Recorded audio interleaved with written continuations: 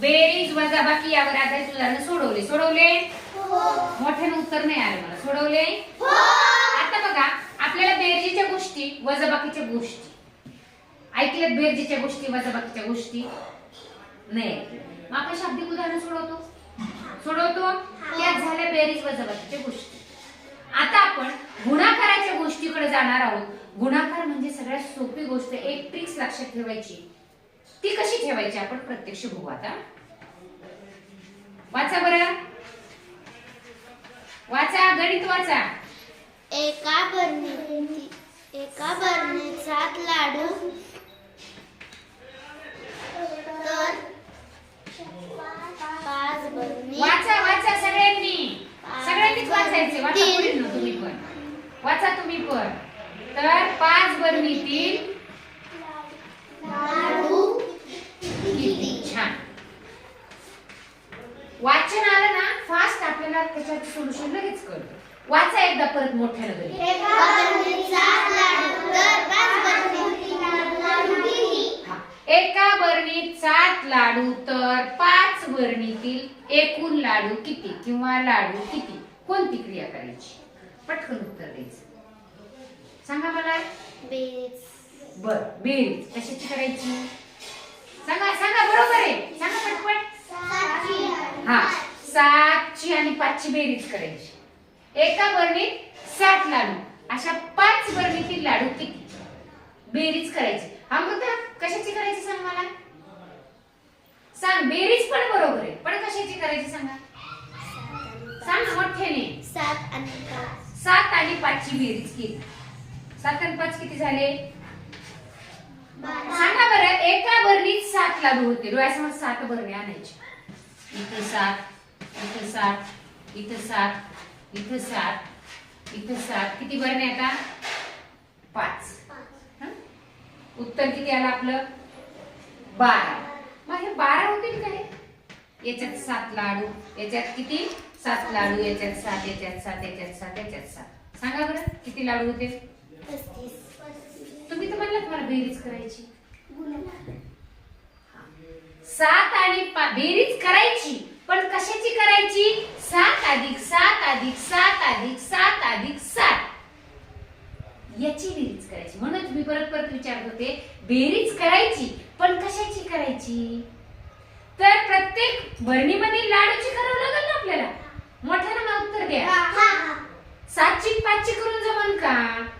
बघा 7ची. मग मला सांगा तर या 5 बरणीतील लाडू किती होतील 35 होतील. मग जर आपण या 7 अधिक 7 अधिक 7 अधिक 7 अधिक एवढं याची 5 वेळेस बेरीज करत बसण्यापेक्षा जर आपण 7 गुणिले 5 केले तर उत्तर किती येईल. मोठ्याने सांगा. 35. बसलेले सगळ्यांनी उत्तर द्यायची. आणि या 7 अधिक 7ची पण 5 वेळेस बेरीज केल्यावर किती येईल 35. मग मला सांगा हे करणं सोपं की हे करणं सोपं. मग हे लक्षात आपल्याला जेव्हा आपल्या आता प्रथम सत्र असेल चाचणी असेल करायला आपल्याला असं विस्तारित लिहावं लागतं. पण जेव्हा आपल्याला स्पर्धा परीक्षेमध्ये लिहायचे तेव्हा एवढं करत बसायचं का. तेव्हा ट्रिक्स वापरावं लागतात. ट्रिक्स वापरले का आपलं उत्तर पटकन येतं. मग आता लक्षात ठेवा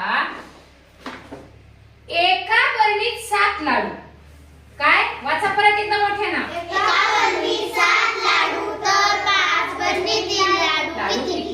एक लक्षात ठेवायचं. 7 एका वरून अनेकाची किंमत काढणं म्हणजे गुणाकार. गणित बघायचं आधी. एका बरणीत 7 लाडू. एका बरणीतले सांगितले तुम्हाला. किती बरणीतले सांगितले. एका बरणीत 7 लाडू. तर अशी पुन्हा किती काढायचे तर 5 बरणीतले काढायचे. एकावरून आधी सांगितले दिले काय सांगितले काय. एकावरून अनेकाची किंमत काढणे म्हणजेच गुणाकार ही क्रिया करावी लागते. आणि गुणाकाराचा दुसरा अर्थ आहे पुन्हा पुन्हा केलेली बेरीज. गुणाकाराचा दुसरा अर्थ काय होतो पुन्हा पुन्हा केलेली बेरीज. 7 अधिक 7 अधिक असे किती वेळेस बेरीज केल्यावर 35 येतं. कारण आपल्याला 5 बरणीतले काढायचे. बरोबर आहे. म्हणजे गुणाकार, एकावरून अनेकाची किंमत काढणे म्हणजे गुणाकार, आणि गुणाकाराचा दुसरा अर्थ होतो पुन्हा पुन्हा केलेली बेरीज. पण पुन्हा पुन्हा बेरीज करत बसण्यापेक्षा एकावरून अनेकाची किंमत जेव्हा काढायची असते तेव्हा जर ही क्रिया केली तर आपलं उत्तर पटकन येते. निश्चितच याच्यापेक्षा हे लवकर उत्तर येणार आहे. आता जेव्हा लहान अंक आहेत तेव्हा पटकन आपल्याला बेरीज येईल. पण जर 100, 200, 400 पटीत, शतकाच्या, हजाराच्या पटीत असतं बेरीज सोपी जाईल का गुणाकार सोपा जाईल? गुणाकार सोपा जाईल. म्हणून गुणाकार ही क्रिया करताना एकच फक्त लक्षात ठेवायचं, गुणाकार म्हणजे काय?